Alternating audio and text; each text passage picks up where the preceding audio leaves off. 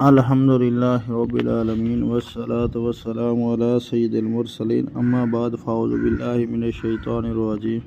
بسم اللہ الرحمن الرحیم۔ حضرت ابن عمر سے روایت ہے کہ رسول اللہ صلی اللہ علیہ وسلم نے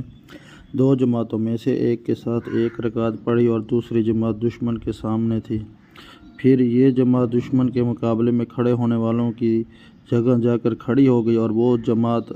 آئی، پھر نبی پاک صلی اللہ علیہ وسلم نے ان کو ایک رکعت پڑھائی، پھر آپ صلی اللہ علیہ وسلم نے سلام پھیر دیا، پھر دونوں جماعتوں کے سب لوگوں نے ایک ایک رکعت پڑھی۔ ایک اور روایت میں ہے کہ رسول اللہ صلی اللہ علیہ وسلم نے کچھ دنوں میں خوف کی نماز اس طرح پڑھائی کہ ایک جماعت آپ صلی اللہ علیہ وسلم کے ساتھ کھڑی ہو گئی اور ایک جماعت دشمن کے سامنے کھڑی ہو گئی۔ پھر آپ صلی اللہ علیہ وسلم نے ان لوگوں کو ایک رکعت پڑھائی، پھر وہ چلے گئے اور دوسری جماعت آ گئی، ان کو آپ صلی اللہ علیہ وسلم نے ایک رکعت پڑھائی، پھر دونوں جماعتوں نے اپنی ایک ایک رکعت پوری کی۔ حضرت ابن عمر نے فرمایا کہ جب خوف سے حد بڑھ جائے تو سواری پر بھی یا کھڑے کھڑے اشارے سے نماز پڑھ سکتے ہیں۔